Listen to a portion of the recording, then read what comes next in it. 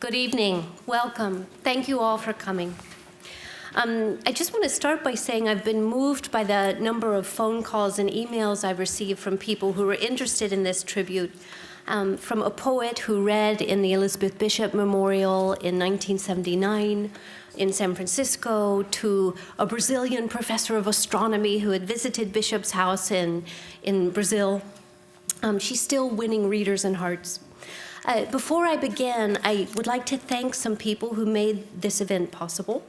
The College of General Studies and the Humanities Foundation underwrite poetry events on campus, so to them and to Dean Linda Wells, our gratitude. The Poetry Society of America has offered great support, so thanks most especially to Alice Quinn and her staff. Daniel Pritchard at the Boston Review and Bill Pierce at Agni generously publicized the event. And Ron Patkiss of the Vassar College Library created the slideshow that you've been watching, and I'm grateful for his willingness to share it with us. Thanks also to Farrar, Straus, and Giroux for providing us with new editions of Bishop's work. A huge thank you to the 20 poets and scholars seated here before you, whose names are listed on your programs, for their willingness to participate in this centenary tribute.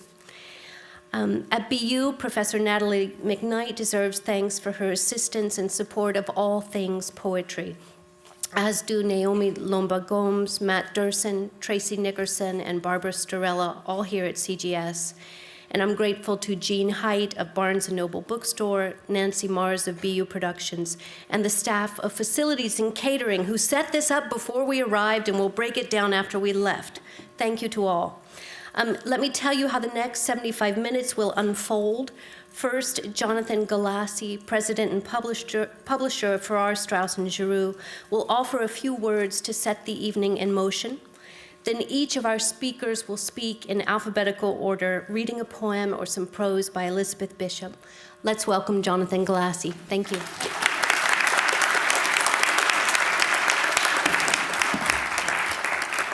Thank you, Meg, and I want to thank everyone up here for participating in this celebration of Elizabeth Bishop's centenary. We felt that we should re-edit her work, and her 100th birthday seemed to be the appropriate hook for it, and so we have produced new editions of her poetry and prose, and the main editors of them are here tonight: Saskia Hamilton for the poetry and Lloyd Schwartz for the prose. And they had help from Frank Bedart, Elizabeth Bishop's executor, and together we wrestled with a lot of issues and problems and came up with books which I think are wonderful, and I hope you will get to know them. They'll be around for a long time. We also published a wonderful book that was originally the dissertation of Joelle Beal. It's the complete correspondence of Elizabeth Bishop with the New Yorker magazine. And there's no book like that I know of, where one writer has a relationship over 40 years with one magazine. It's a very, very funny and endearing book, and I hope you'll have a chance to enjoy that too. So let's listen to Elizabeth Bishop. Thank you for coming.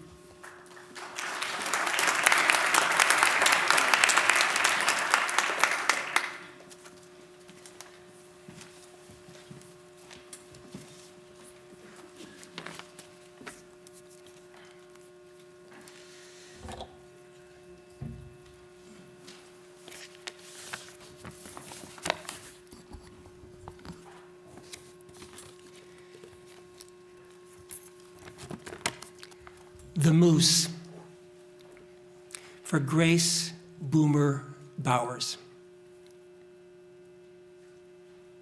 From narrow provinces of fish and bread and tea, home of the long tides where the bay leaves the sea twice a day and takes the herring's long rides, where if the river enters or retreats, in a wall of brown foam depends on if it meets the bay coming in, the bay not at home, or silted red.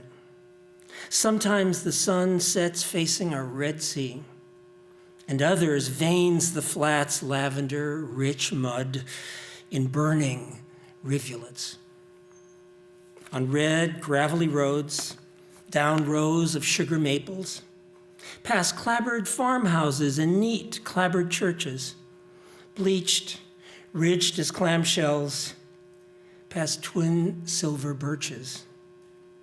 Through late afternoon, a bus journeys west, the windshield flashing pink, glancing off of metal, brushing the dented flank of blue, beat-up enamel. Down hollows, up rises, and waits patient while a lone traveler gives kisses and embraces to 7 relatives, and a collie supervises. Goodbye to the elms, to the farm, to the dog. The bus starts. The light grows richer. The fog, shifting, salty, thin, comes closing in. Its cold round crystals form and slide and settle in the white hen's feathers, in gray glazed cabbages, on the cabbage roses and lupins like apostles. The sweet peas cling to their wet white string on the whitewashed fences. Bumblebees creep inside the foxgloves. And evening commences. One stop at Bass River. Then the economies, lower, middle, upper, 5 islands, 5 houses, where a woman shakes a tablecloth out after supper, a pale flickering, gone. The Tantramar marshes and the smell of salt hay. An iron bridge trembles and a loose plank rattles but doesn't give way. On the left, a red light swims through the dark. A ship's port lantern. 2 rubber boots show, illuminated, solemn. A dog gives 1 bark. A woman climbs in with 2 market bags, brisk, freckled, elderly. Grand night, yes, sir, all the way to Boston. She regards us amicably. Moonlight, as we enter the New Brunswick woods. Hairy, scratchy, splintery. Moonlight and mist caught in them, like lamb's wool on bushes in a pasture. The passengers lie back, snores, some long sighs. A dreamy divagation begins in the night, a gentle, auditory, slow hallucination. In the creakings and noises, an old conversation, not concerning us, but recognizable somewhere back in the bus. Grandparents' voices, uninterruptedly, talking in eternity. Names being mentioned, things cleared up finally, what he said, what she said, who got pensioned. Deaths and sicknesses. The year he remarried, the year something happened. She died in childbirth. That was the son lost when the schooner foundered. He took to drink. Yes, she went to the bad. When Amos began to pray, even in the store. And finally, the family had to put him away. Yes, that peculiar affirmative. Yes, a sharp, indrawn breath, half groan, half acceptance that means life's like that. We know it, also death. Talking the way they talked in the old feather bed, peacefully, on and on. Dim lamplight in the hall, down in the kitchen, the dog tucked in her shawl. Now, it's all right now even to fall asleep, just as on all those nights. Suddenly, the bus driver stops with a jolt, turns off his lights. A moose has come out of the impenetrable wood and stands there, looms rather, in the middle of the road. It approaches. It sniffs at the bus's hot hood. Towering, antlerless, high as a church, homely as a house, or safe as houses. A man's voice assures us, perfectly harmless.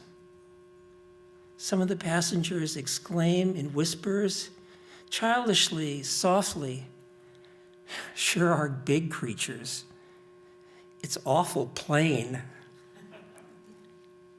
Look, it's a she. Taking her time, she looks the bus over, grand, otherworldly. Why?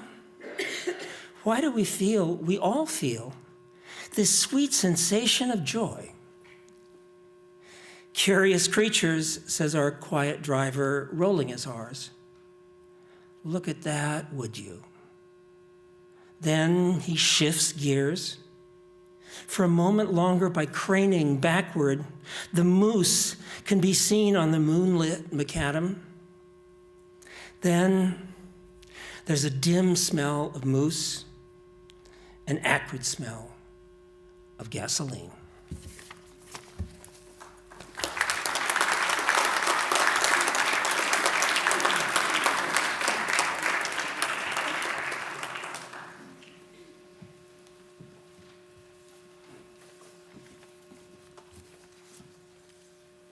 The shampoo. The still explosions on the rocks, the lichens grow by spreading gray concentric shocks. They have arranged to meet the rings around the moon, although within our memories they have not changed. And since the heavens will attend as long on us, you've been, dear friend, precipitate and pragmatical. And look what happens, for time is nothing if not amenable. The shooting stars in your black hair and bright formation are flocking where? So straight, so soon. Come, let me wash it in this big tin basin, battered and shiny like the moon.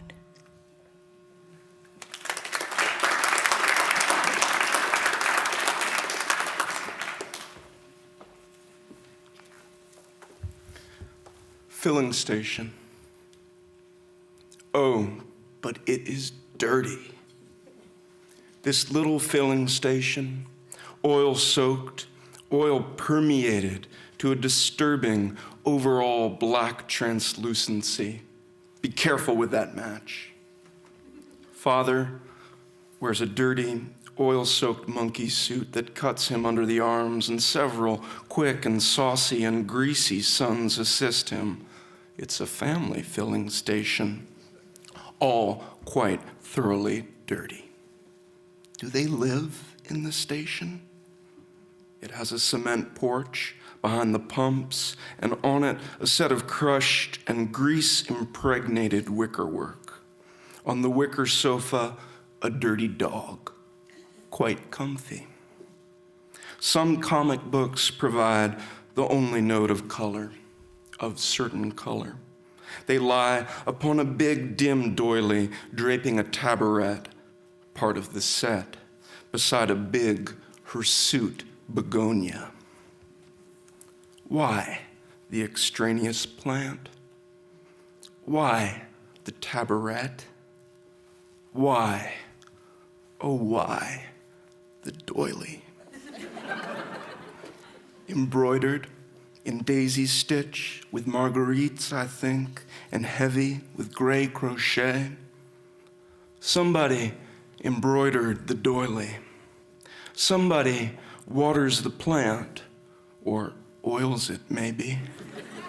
Somebody arranges the rows of cans so that they softly say, eso, so, to high-strung automobiles.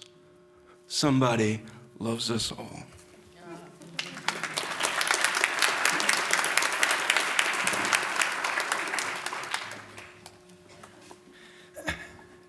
Pink Dog, Rio de Janeiro.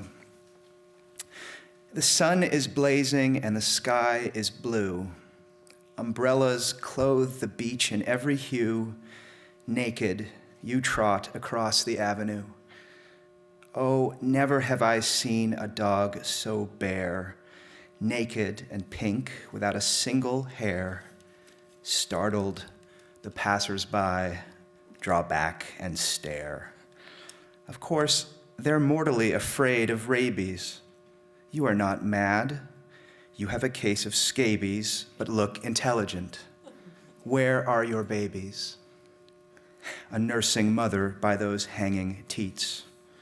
In what slum have you hidden them, poor bitch, while you go begging, living by your wits? Didn't you know? It's been in all the papers to solve this problem, how they deal with beggars. They take and throw them in the tidal rivers. Yes, idiots, paralytics, parasites go bobbing in the ebbing sewage, nights out in the suburbs where there are no lights. If they do this to anyone who begs, drugged, drunk, or sober, with or without legs, what would they do to sick four-legged dogs? In the cafes and on the sidewalk corners, the joke is going round that all the beggars who can afford them now wear life preservers. In your condition, you would not be able even to float, much less to dog paddle. Now look, the practical, the sensible solution is to wear a fantasia. Tonight, you simply can't afford to be an eyesore. But no one will ever see a dog in mascara this time of year. Ash Wednesday'll come, but Carnival is here. What sambas can you dance? What will you wear? They say that Carnival's degenerating. Radios, Americans, or something have ruined it completely. They're just talking.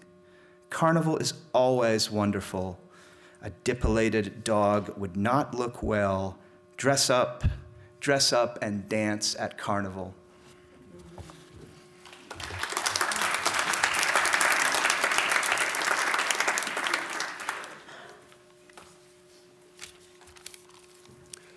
With one of the scariest days of the year, Valentine's Day, just a few days away, I chose a love poem, albeit a sad love poem. I chose this poem because it strikes me as ingenious that Elizabeth Bishop uses the villanelle form to write a poem about loss. In the villanelle, you will remember, nothing gets lost. With its rhymes and interlocking refrain, it is the most recuperative of forms. One art. The art of losing isn't hard to master. So many things seem filled with the intent to be lost, that their loss is no disaster. Lose something every day, except the fluster of lost door keys, the hour badly spent. The art of losing isn't hard to master. Then practice losing farther, losing faster, places and names, and where it was you meant to travel. None of these will bring disaster. I lost my mother's watch, and look, my last, or next to last, of 3 loved houses went. The art of losing isn't hard to master.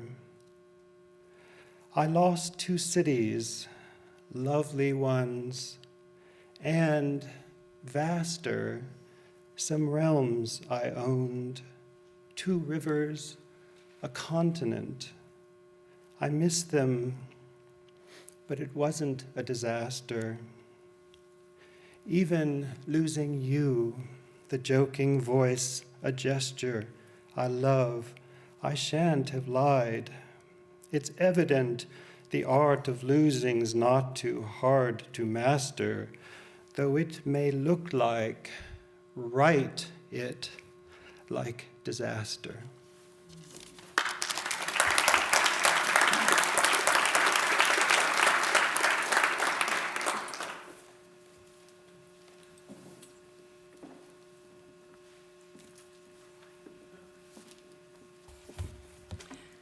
Well, we all love Elizabeth Bishop's poetry, but I was provoked to read a bit of her prose by a review I read in the Wall Street Journal last week. Dana Gioia had been reviewing the recent publications, and he said, "Abstract speculation bored Bishop, and she had no gift for intellectual argumentation."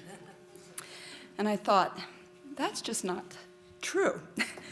Although, unlike an academic, Bishop, in her abstract speculation, always returns to experience and sensation to help her move forward in thought.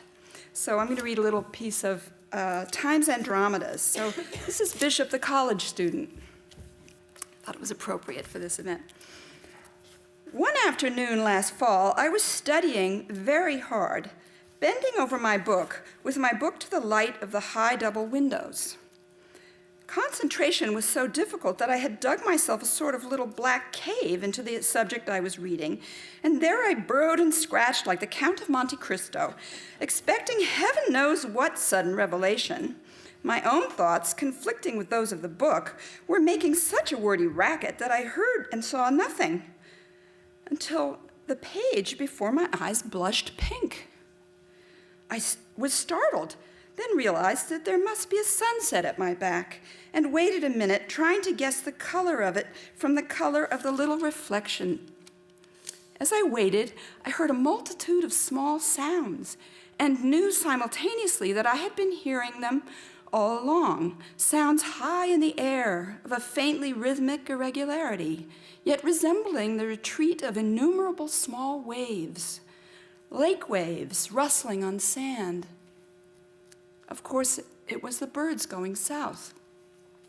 Then we have several paragraphs of abstract speculation on bird flight and time before we turn back to the paper I guess she's trying to write.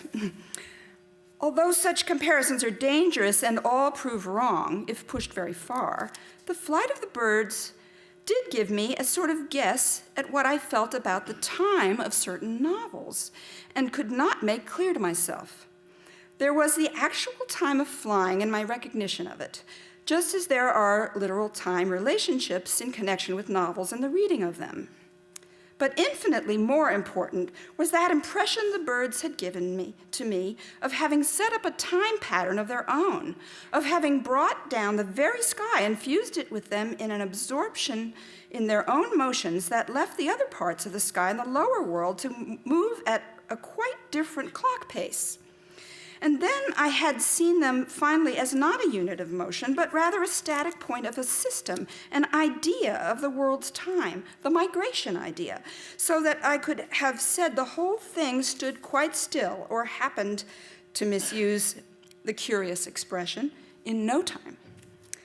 What went to make up this peculiar passing of another time, and why did I become conscious of the essential motionlessness of any such other time? I tried to answer from the birds in ancient augury fashion before I turned back to the books again. And then some more transition, and then the last part I'll read. It is an attempt, I believe, either to prolong this first contradictory time pattern into the after recollection of the novel, or to make it no longer contradictory but acquiescent with our own time pattern as we read, and at any rate to increase the importance of the time quality, that a great deal of our modern experimental writing is done.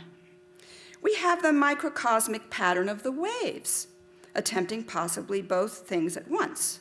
We have Ulysses, with its classical unities obscured by the same microcosmic idea, and obscured slightly more by the idle fact of the actual reading time unavoidably upsetting the classical unities of time. And we have Proust, who perhaps achieves the perfect acquiescence of the past with our own time pattern. But the moment of acquiescence to the reader of Proust comes in that after realization of the whole book, not as we read along. He is explained for me by Wyndham Lewis's remark, we can posit a time district, as it were, just as much as we can a place with its individual physical properties. Proust is the master of this time district, according to Wyndham Lewis, who regards it as one manifestation of the self-conscious time sense that has now been erected into a universal philosophy. However, I am not criticizing the modern time sense, probably being one of its minor victims. I'm trying to understand exactly what it has done to certain types of novels. It is enough to say that such a time district would be in agreement with a saved bit of our own time pattern fitting into it whenever the book is recalled. But besides this idea, I should like to think that there may be grounds for my own idea of the sustained contradictory time pattern, and that the essential prolonging of the time effect may be done, as I have said, for these two reasons: the sustaining of an acquiescent time pattern, Mr. Lewis's idea, and the sustaining of a contradictory one. This does not seem bored, and certainly isn't boring.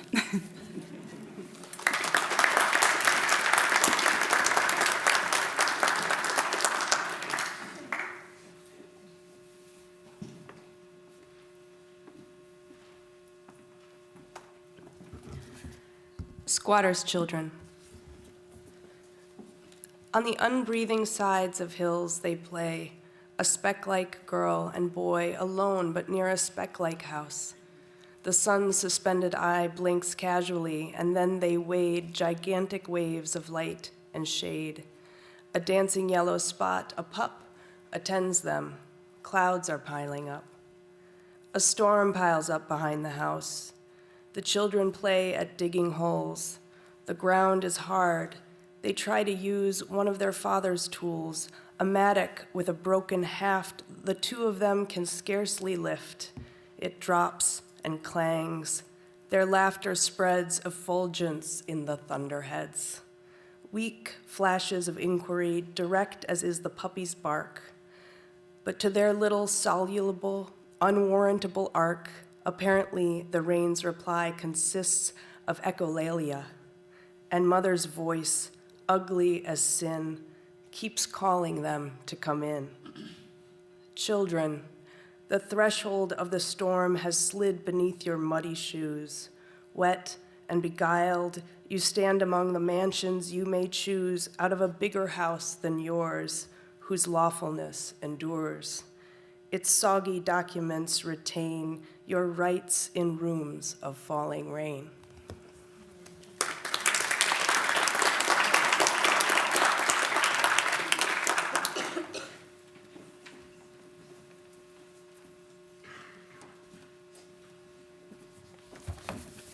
Crusoe in England. A new volcano has erupted, the papers say. And last week I was reading where some ship saw an island being born. At first a breath of steam 10 miles away, and then a black fleck, basalt probably, rose in the mate's binoculars and caught on the horizon like a fly. They named it, but my poor old island still unrediscovered, unrenameable.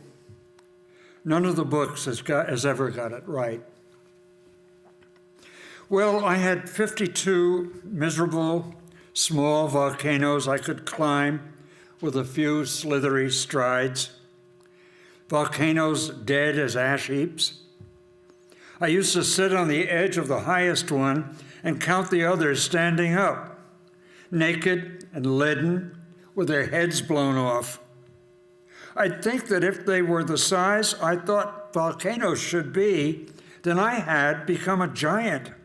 And if I had become a giant, I couldn't bear to think what size the goats and turtles were, or the gulls, or the overlapping rollers, a glittering hexagon of rollers, closing and closing in, but never quite, glittering and glittering, though the sky was mostly overcast.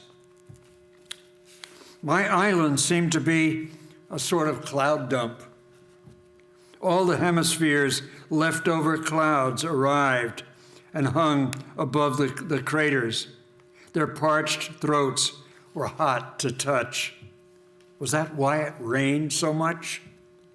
And why sometimes the whole place hissed? The turtles lumbered by, high-domed, hissing like tea kettles. And I'd have given years or taken a few for any sort of kettle, of course. The folds of lava running out to sea would hiss. I'd turn, and then they'd prove to be more turtles. The beaches were all lava, variegated, black-red and white and gray. The marbled colors made a fine display. And I had water spouts, half a dozen at a time, far out. They'd come and go, advancing and retreating, their heads in cloud, their feet in moving patches of scuffed up white. Glass chimneys, flexible, attenuated, sacerdotal beings of glass. I watched the water spiral up in them like smoke. Beautiful, yes, but not much company. I often gave way to self-pity. Do I deserve this? I suppose I must. I wouldn't be here otherwise. Was there a moment when I actually chose this? I don't remember, but there could have been. What's wrong about self-pity anyway? With my legs dangling down familiarly over a crater's edge, I told myself pity should begin at home. So the more pity I felt, the more I felt at home. The sun set in the sea. The same odd sun rose from the sea, and there was one of it and one of me. The island had one kind of everything, one tree snail, a bright violet blue with a thin shell crept over everything, over the one variety of tree, a sooty scrub affair. Snail shells lay under these in drifts, and at a distance you'd swear that they were beds of irises. There was one kind of berry, a dark red. I tried it, one by one, and hours apart, sub-acid, and not bad, no ill effects. And so I made home brew. I'd drink the awful, fizzy, stinging stuff that went straight to my head and play my homemade flute. I think it had the weirdest scale on earth, and dizzy, hoop, and dance among the goats. Homemade, homemade. But aren't we all? I felt a deep affection for the smallest of my island industries. No, not exactly, since the smallest was a miserable philosophy. Because I didn't know enough. Why didn't I know enough of something? Greek drama or astronomy. The books I'd read were full of blanks. The poems, well, I tried, reciting to my iris beds. They flash upon that inward eye, which is the bliss of what? One of the first things that I did when I got back was look it up. The island smelled of goat and guano. The goats were white, so were the gulls, and both too tame, or else they thought I was a goat, too, or a gull. Ba, ba, and shriek, shriek, shriek, ba, shriek, ba. I still can't shake them from my ears. They're hurting now. The questioning shrieks, the equivocal replies over a ground of hissing rain and hissing, ambulating turtles got on my nerves. When all the gulls flew up at once, they sounded like a big tree in a strong wind, its leaves. I'd shut my eyes and think about a tree, an oak, say, with real shade somewhere.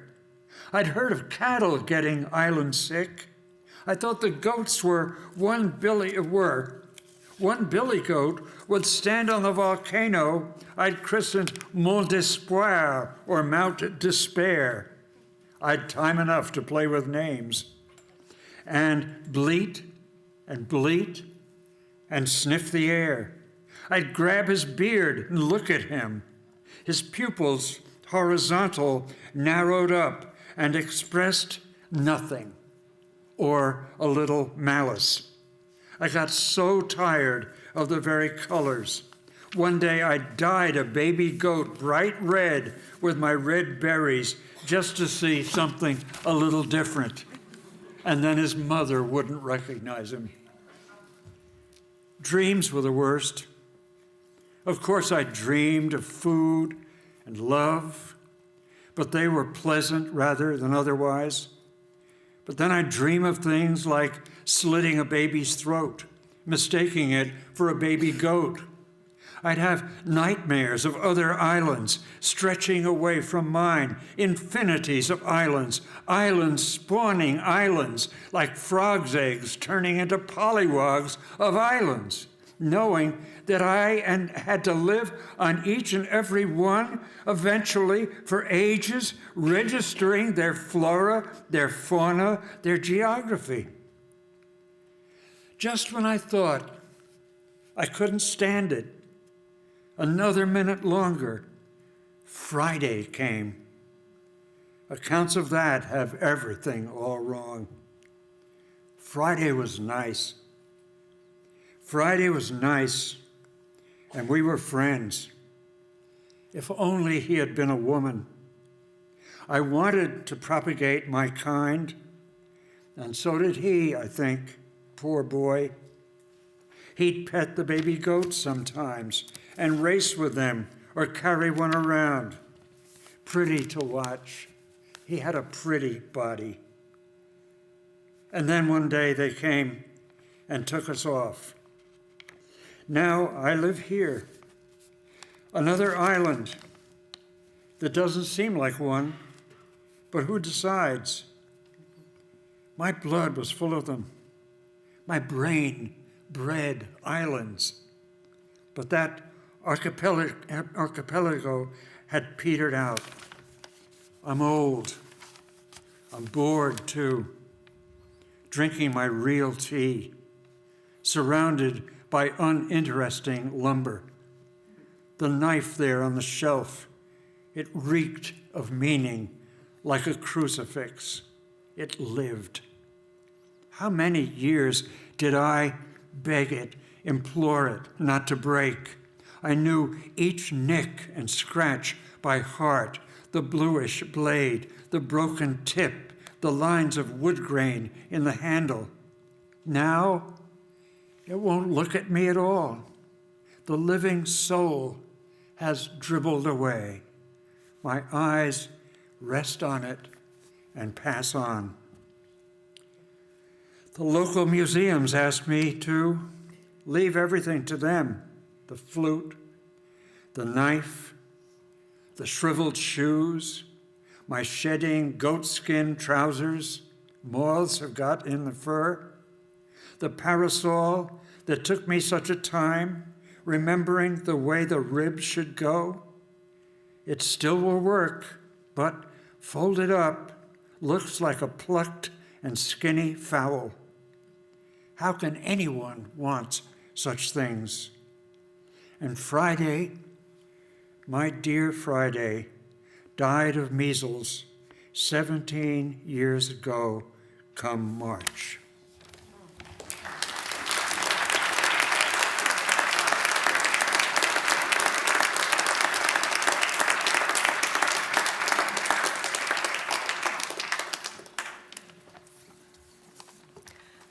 I'm going to read Bishop's poem, The Bite, B-I-G-H-T. It's a word for a bay, and it was written on her birthday, February 8th in 1948, when she was spending a winter in Key West in an apartment that she described as good for writing because it possessed the kind of meager hideousness you can look at once and forget completely. This is from a letter to Robert Lowell. In the same letter, Bishop goes on to write, when somebody says beautiful about Key West, you should really take it with a grain of salt until you've seen it for yourself. In general, it is really awful. And the last two lines of this poem are the inscription on Bishop's grave. The Bite. On my birthday. At low tide like this, how sheer the water is. White, crumbling ribs of marl protrude and glare, and the boats are dry, the pilings are dry as matches, absorbing rather than being absorbed. The water in the Bite doesn't wet anything. The color of the color of the gas flame turned as low as possible. One can smell it turning to gas. If one were Baudelaire, one could probably hear it turning to marimba music. The little ochre dredge at work off the end of the dock already plays the dry, perfectly offbeat claves. The birds are outsize.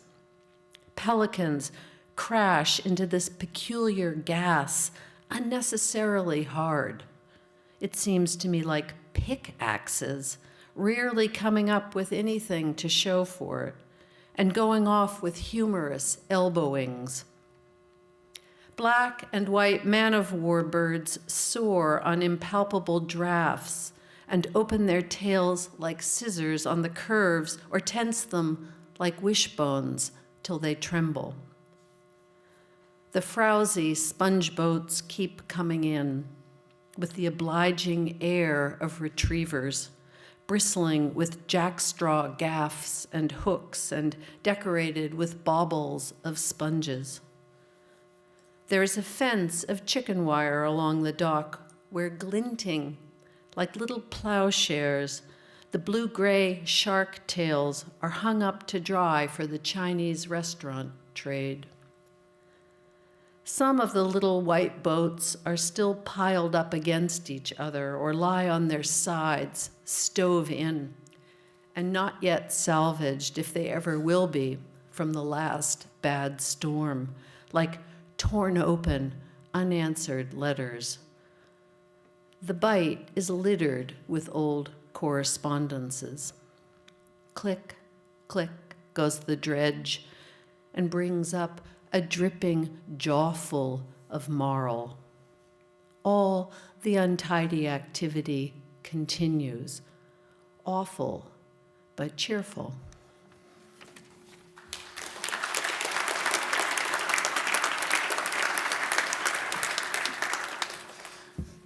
It's remarkable how few repetitions there have been of the poems that were read in New York the other night and what we've heard tonight.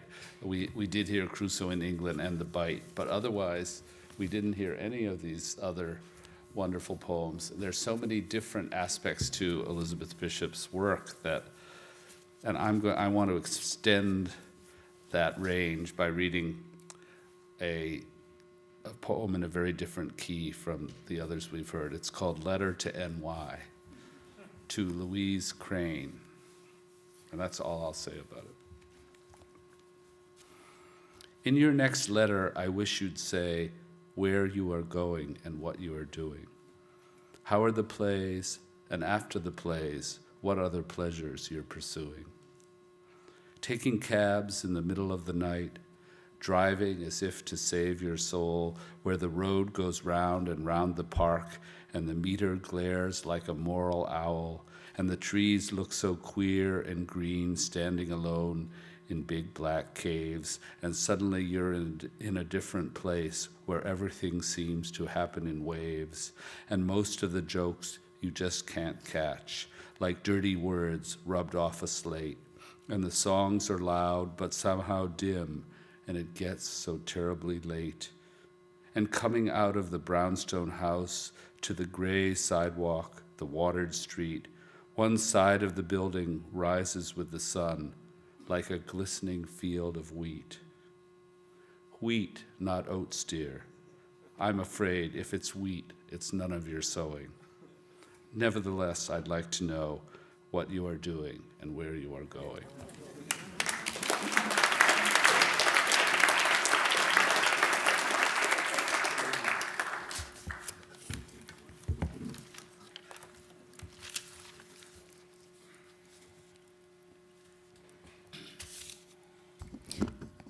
Questions of travel.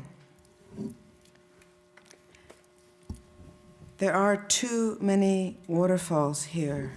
The crowded streams hurry too rapidly down to the sea, and the pressure of so many clouds on the mountaintops makes them spill over the sides in soft, slow motion, turning to waterfalls under our very eyes.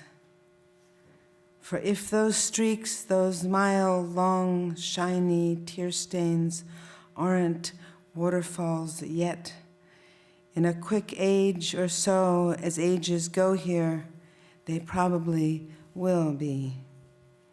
But if the streams and clouds keep traveling, the mountains look like the hulls of capsized ships, slime-hung and barnacled.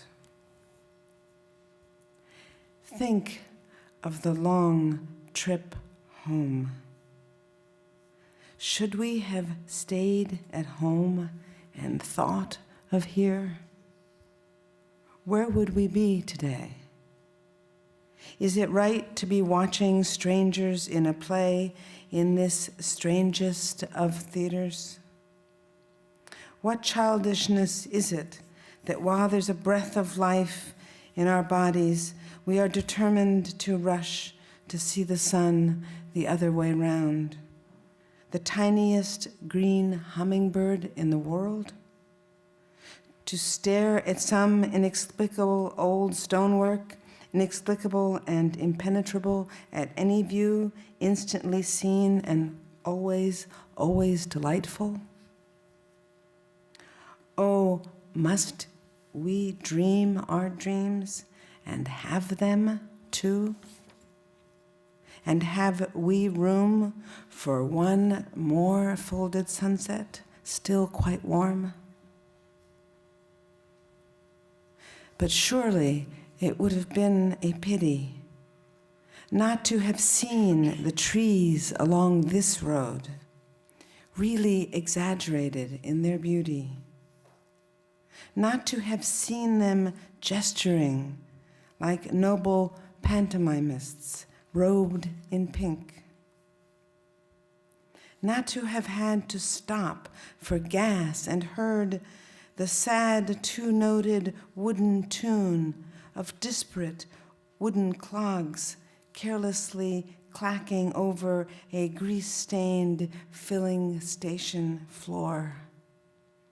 In another country, the clogs would all be tested. Each pair there would have identical pitch. A pity not to have heard the other less primitive music of the fat brown bird who sings above the broken gasoline pump in a bamboo church of Jesuit Baroque. 3 towers, 5 silver crosses.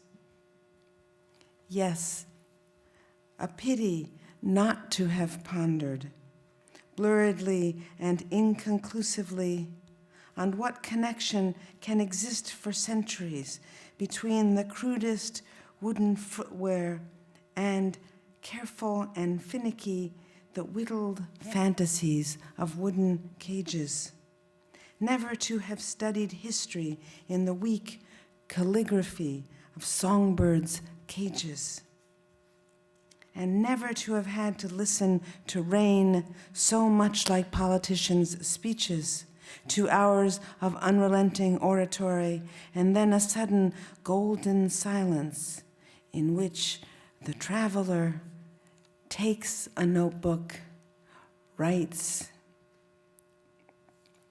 Is it the lack of imagination that makes us come to imagined places, not just stay at home? Or could Pascal have been not entirely right about just sitting quietly in one's room? Continent, city, country, society, the choice is never wide and never free. And here or there, no. Should we have stayed at home, wherever that may be?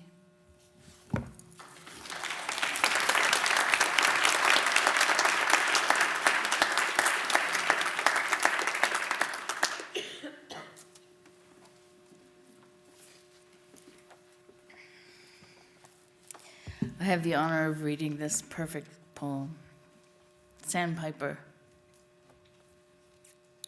The roaring alongside he takes for granted, and that every so often the world is bound to shake. He runs to the south, finical, awkward, in a state of controlled panic, a student of Blake.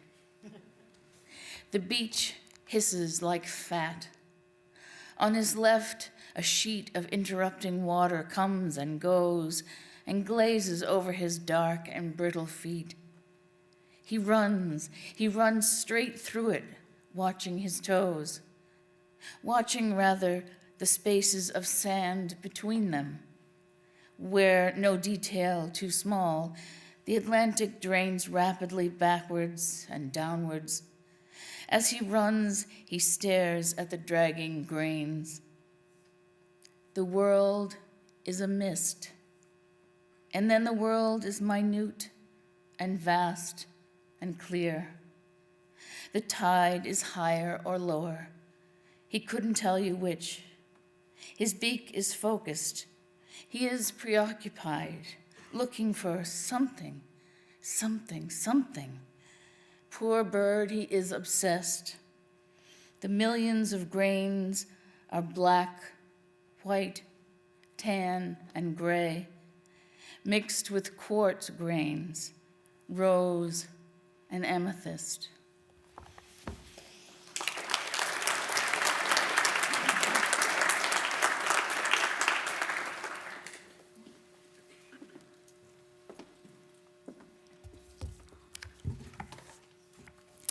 Cirque d'hiver, winter circus.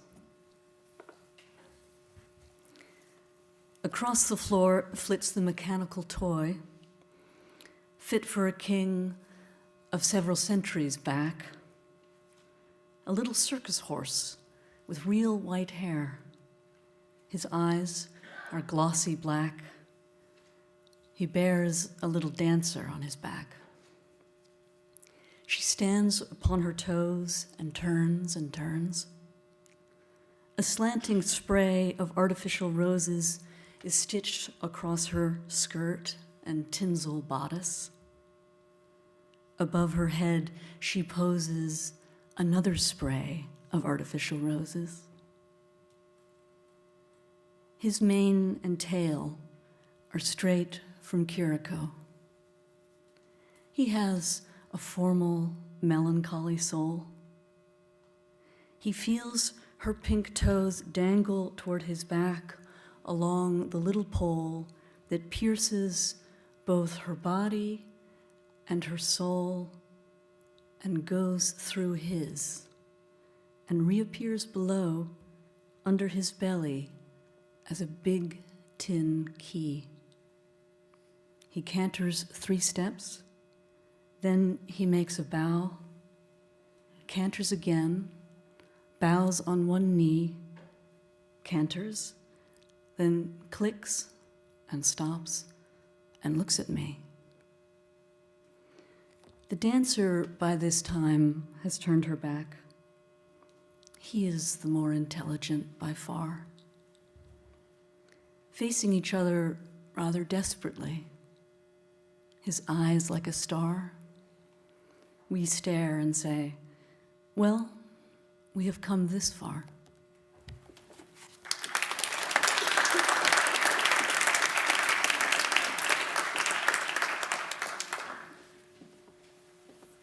It was Meg Tyler's idea that we try to represent all sides of Bishop's work, so I'm going to read one of her translations. It's a translation of the Mexican poet Octavio Paz, and it's a poem that he wrote in nearby Cambridge. It's called January 1st. The year's doors open like those of language toward the unknown. Last night you told me, tomorrow we shall have to think up signs, sketch a landscape, fabricate a plan on the double page of day and paper. Tomorrow we shall have to invent once more the reality of this world. I opened my eyes late. For a second of a second, I felt what the Aztec felt on the crest of the promontory, lying in wait for time's uncertain return through cracks in the horizon. But no, the year had returned. It filled all the room, and my look almost touched it. Time, with no help from us, had placed in exactly the same order as yesterday, houses in the empty street, snow on the houses, silence on the snow. You were beside me, still asleep. The day had invented you, but you hadn't yet accepted being invented by the day. No, possibly my being invented either. You were in another day. You were beside me, and I saw you, like the snow, asleep among appearances. Time, with no help from us, invents houses, streets, trees, and sleeping women. When you open your eyes, we'll walk once more among the hours and their inventions. We'll walk among appearances and bear witness to time and its conjugations. Perhaps we'll open the day's doors, and then we shall enter the unknown.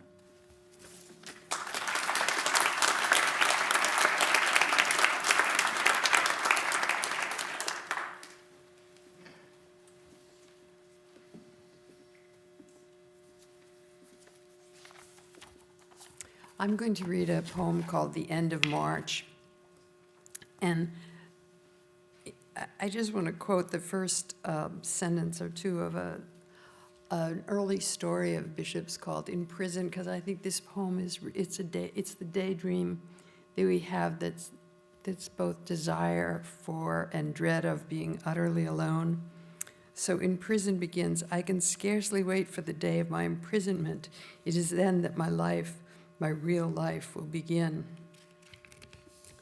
And The End of March, for John Malcolm Brennan, and Bill Reed, Duxbury. It was cold and windy, scarcely the day to take a walk on that long beach. Everything was withdrawn as far as possible, indrawn. The tide far out, the ocean shrunken, seabirds in ones or twos. The rackety, icy offshore wind numbed our faces on one side, disrupted the formation of a lone flight of Canada geese, and blew back the low, inaudible rollers in upright, steely mist. The sky was darker than the water. It was the color of mutton fat jade. Along the wet sand in rubber boots, we followed a track of big dog prints, so big they were more like lion prints. Then we came on lengths and lengths, endless, of wet white string, looping up to the tide line, down to the water, over and over. Finally, they did end. A thick white snarl, man-size, awash, rising on every wave, a sodden ghost, falling back, sodden, giving up the ghost. A kite string, but no kite. I wanted to get as far as my proto-dream house, my crypto-dream house, that crooked box set up on pilings, shingled green, a sort of artichoke of a house, but greener, boiled with bicarbonate of soda, protected from spring tides by a palisade of, are they railroad ties? Many things about this place are dubious. I'd like to retire there and do nothing, or nothing much, forever in 2 bare rooms, look through binoculars, read boring books, old, long, long books, and write down useless notes, talk to myself, and, foggy days, watch the droplets slipping heavy with light. At night, a grog à l'américaine. I'd blaze it with a kitchen match, and lovely diaphanous blue flame would waver, doubled on the window. There must be a stove. There is a chimney, askew, but braced with wires, and electricity, possibly. At least at the back, another wire limply leashes the whole affair to something off behind the dunes. A light to read by, perfect, but impossible. And that day, the wind was much too cold even to get that far, and of course, the house was boarded up. On the way back, our faces froze on the other side. The sun came out for just a minute, set in their bezels of sand. The drab, damp, scattered stones were multicolored, and all those high enough threw out long shadows, individual shadows, then pulled them in again. They could have been teasing the lion's son, except that now he was behind them, a son who'd walked the beach the last low tide, making those big, majestic paw prints, who perhaps had batted a kite out of the sky to play with.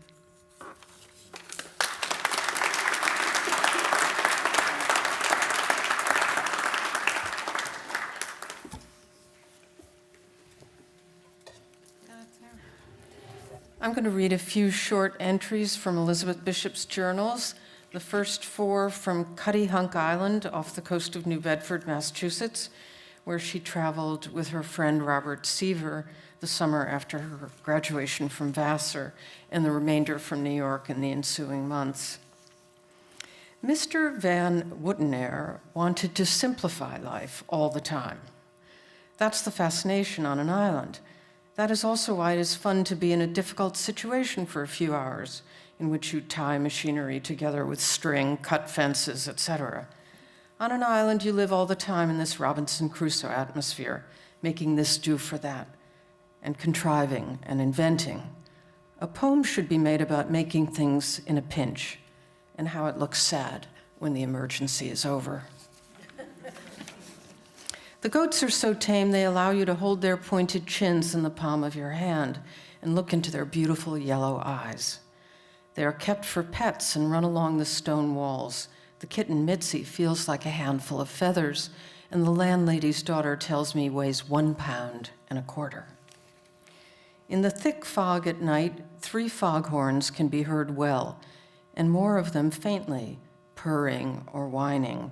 The whole island seems like a throat, in the midst of warning, more afraid for the ships than for itself. The water so clear and pale that you were seeing into it at the same time you were looking at its surface, a duplicity all the way through. I don't think we can stand too much virtue in our friends, at least not of the kind that penetrates through and through. Virtues in a friend should be like gold leaf hammered very thin, but beautiful to see. Apparent and all over brilliant from every angle and tough enough for all ordinary purposes, but just transparent enough to see or thin enough to break through to in an emergency the good, solid core of selfishness and indifference underneath. If the gold leaf is missing, it's hard to like the person. If it's gold leaf all the way through, he's not to be depended upon. This is the label of the maple sugar jar. I suppose I got the idea of looking at labels from Miss Moore's poem about the camellias, but this one really pleases the imagination, I think. The pink and blue sky means either morning or evening. I prefer to think that it's early morning. The sun is neatly coming up that way, and the snow is still cold and blue. It is almost enough to infatuate one with the life of the sugar camp.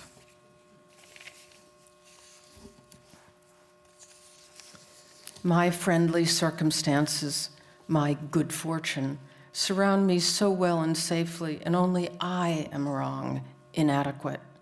It is a situation like one of those solid crystal balls with little silvery objects inside, thick, clear, appropriate glass.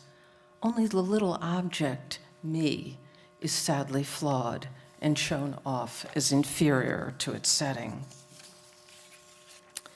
I think that Spender says Henry James is vulgar because, like Austen, he never mentions sex. This is probably true. What one feels the lack of even more than the mention of sex, I think, is something that depends on it, in a way, simple contact between the characters. Their flesh is reticent. One feels it to be chilly. I mean, in their beautiful swimming intercourse, they rarely touch, and when they do brush each other, James makes it such an occasion, has to throw in a lot more of the fluid to surround, to cool. As I wrote that, I discovered I had fleas.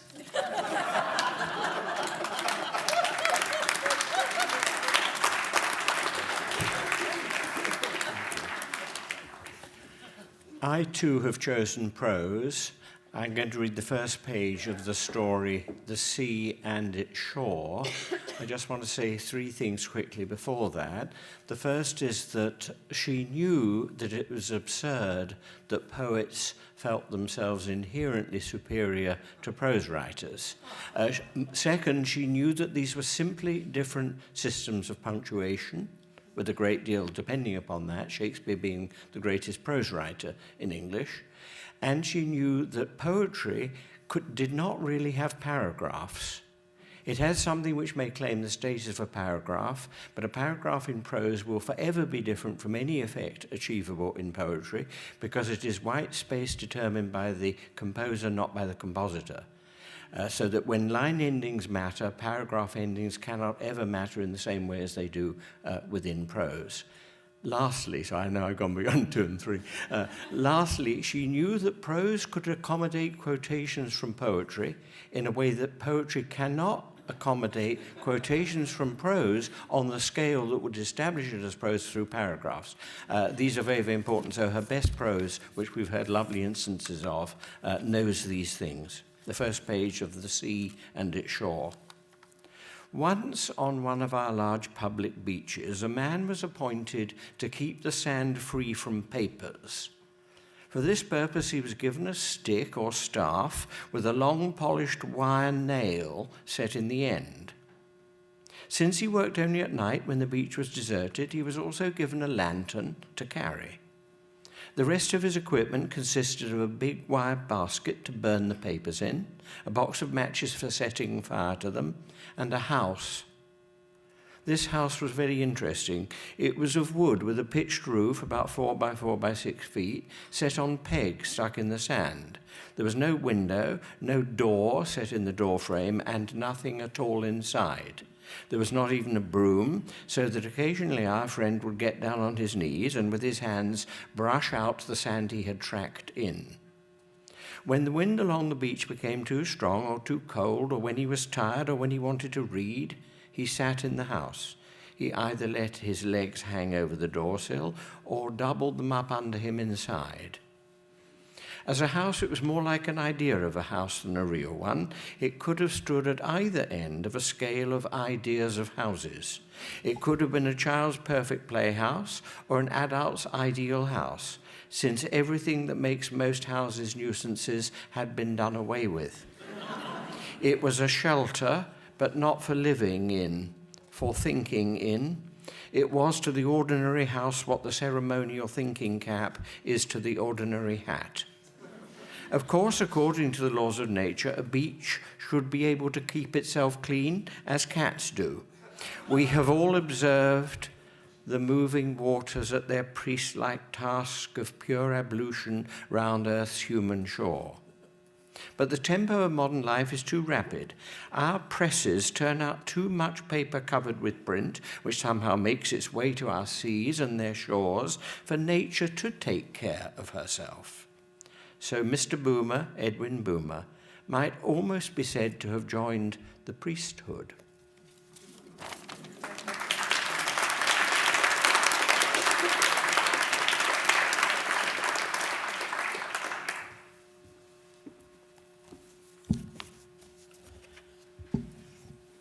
I shall read the poem called The Riverman.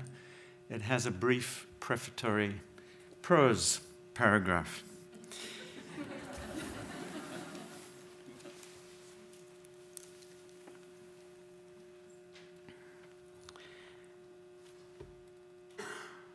A man in a remote Amazonian village decides to become a sakaka, a witch doctor who works with water spirits.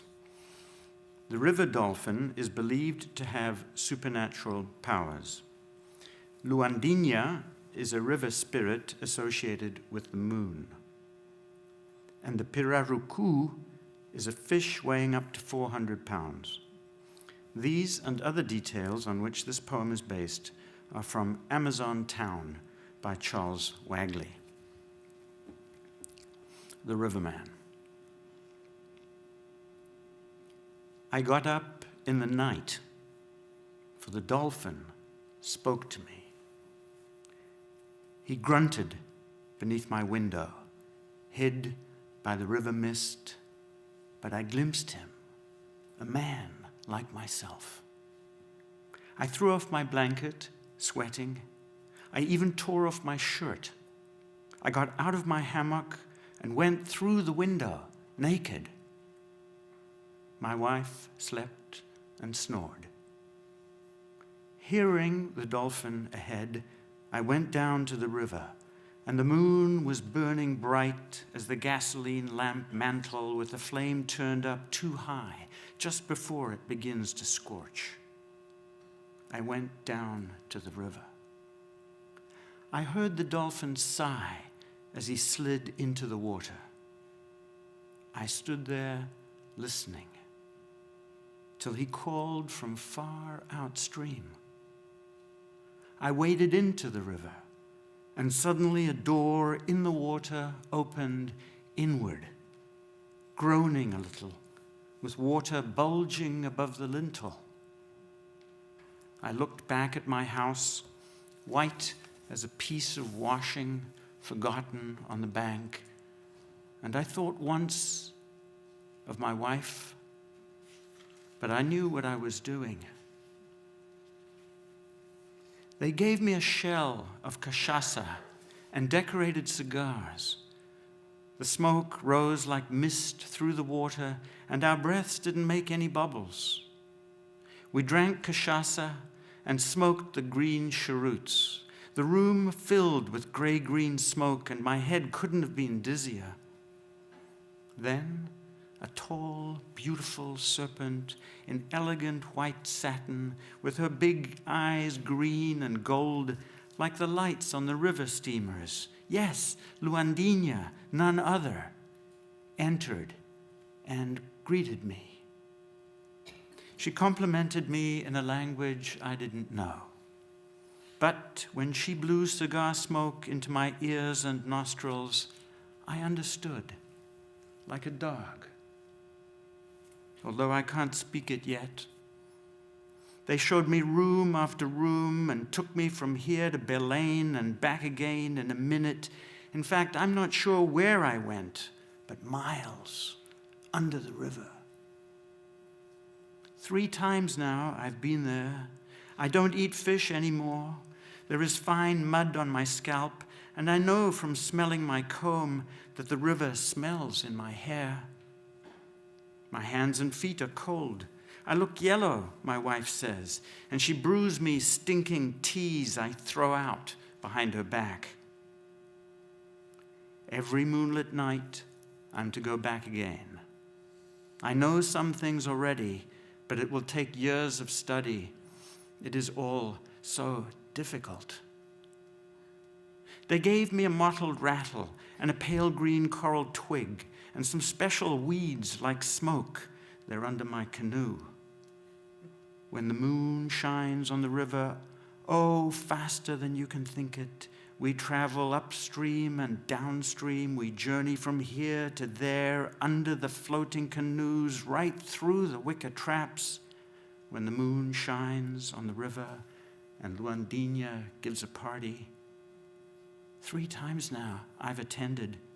Her rooms shine like silver with the light from overhead, a steady stream of light, like at the cinema.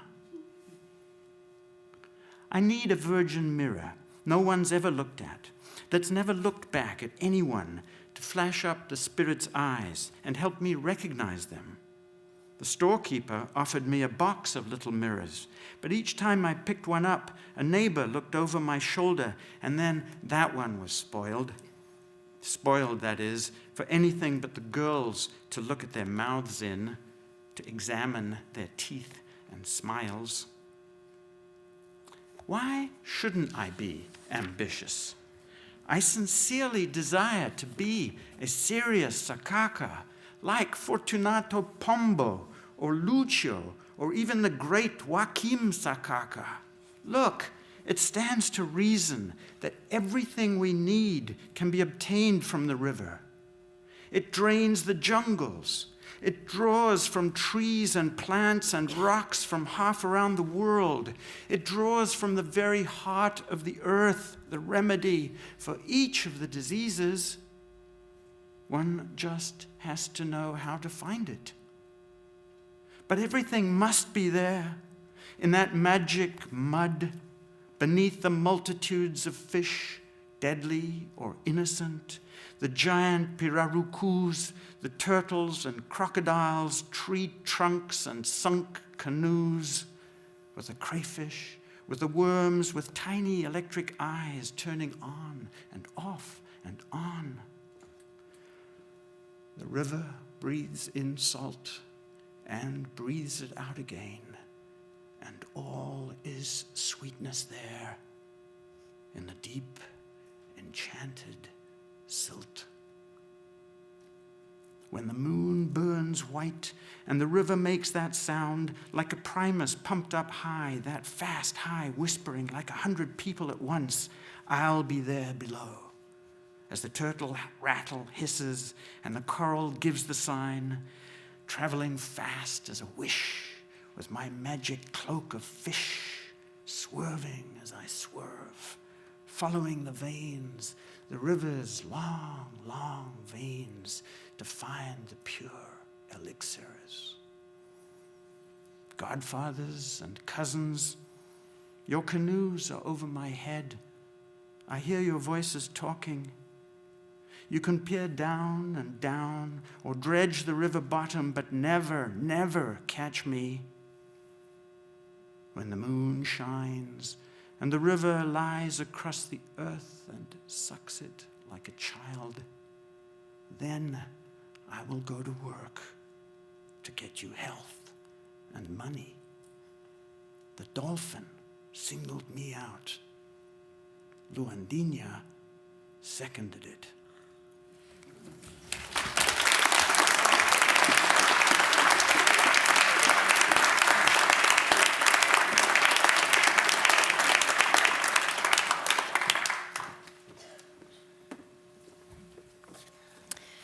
I'm going to read Bishop's poem, Sestina. Many of you know that a sestina is a form in which 6 words keep repeating with such potential for monotony that it's a miracle that anyone has ever written a good one. This is a perfect one. Sestina. September rain falls on the house. In the failing light, the old grandmother sits in the kitchen with the child beside the little marble stove, reading the jokes from the almanac, laughing and talking to hide her tears. She thinks that her equinoctial tears and the rain that beats on the roof of the house were both foretold by the almanac, but only known to a grandmother. The iron kettle sings on the stove. She cuts some bread and says to the child, "It's time for tea now." But the child is watching the tea kettle's small, hard tears dance like mad on the hot black stove, the way the rain must dance on the house. Tidying up, the old grandmother hangs up the clever almanac on its string. Bird-like, the almanac hovers half open above the child, hovers above the old grandmother and her teacup full of dark brown tears. She shivers and says she thinks the house feels chilly and puts more wood in the stove. "It was to be," says the marble stove. "I know what I know," says the almanac. With crayons, the child draws a rigid house and a winding pathway. Then the child puts in a man with buttons like tears and shows it proudly to the grandmother. But secretly, while the grandmother busies herself about the stove, the little moons fall down like tears from between the pages of the almanac into the flower bed the child has carefully placed in the front of the house. "Time to plant tears," says the almanac. The grandmother sings to the marvelous stove, and the child draws another inscrutable house.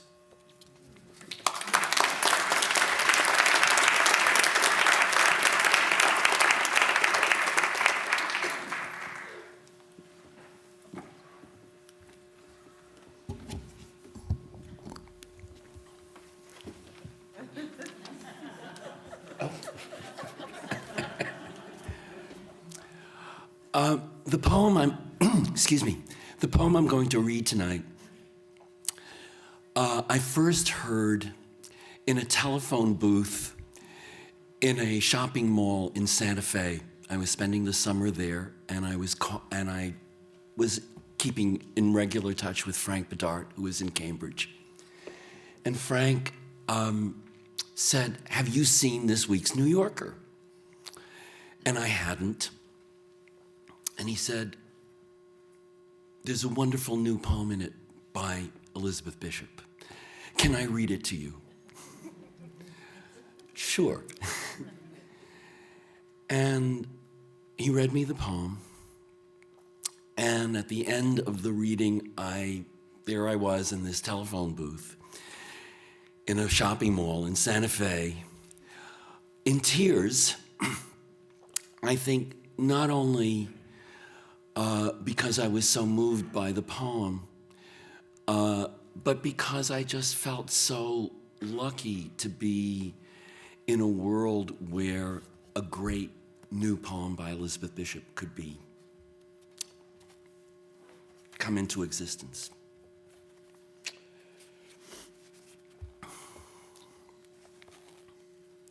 In the waiting room.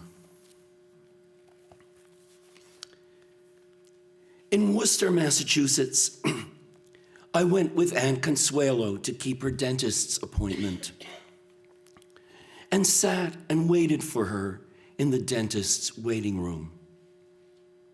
It was winter. It got dark early. The waiting room was full of grown-up people, arctics and overcoats, lamps and magazines. My aunt was inside what seemed like a long time, and while I waited, I read the National Geographic. I could read. And carefully studied the photographs. The inside of a volcano, black and full of ashes. Then it was spilling over in rivulets of fire. Osa and Martin Johnson, dressed in riding breeches, laced boots and pith helmets. A dead man slung on a pole. Long pig, the caption said. Babies with pointed heads, wound round and round with string. Black naked women with necks wound round and round with wire, like the necks of light bulbs. Their breasts were horrifying. I read it right straight through. I was too shy to stop. And then I looked at the cover, the yellow margins, the date. Suddenly, from inside, came an oh of pain and Consuelo's voice, not very loud or long. I wasn't at all surprised. Even then, I knew she was a foolish, timid woman. I might have been embarrassed, but wasn't. What took me completely by surprise was that it was me, my voice in my mouth. Without thinking at all, I was my foolish aunt. We were falling, our eyes glued to the cover of the National Geographic, February 1918.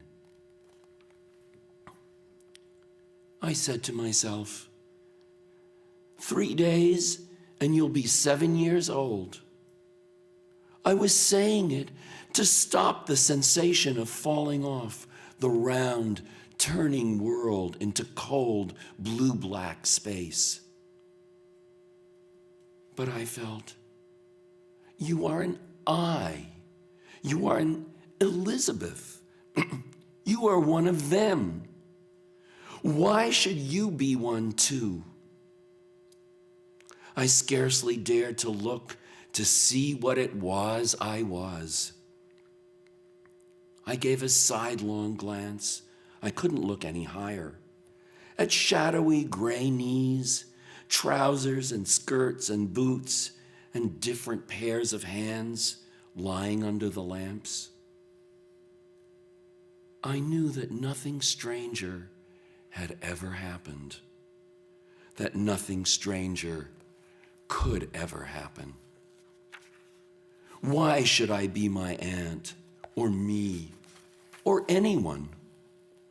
What similarities, boots, hands, the family voice I felt in my throat, or even the National Geographic and those awful hanging breasts, held us all together, or made us all just one? How, I didn't know any word for it. How unlikely. How had I come to be here like them and overhear a cry of pain that could have got loud and worse, but hadn't. The waiting room was bright and too hot. I was sliding beneath a big black wave, another and another. Then I was back in it. The war was on. Outside in Worcester, Massachusetts, were night and slush and cold. And it was still the 5th of February, 1918.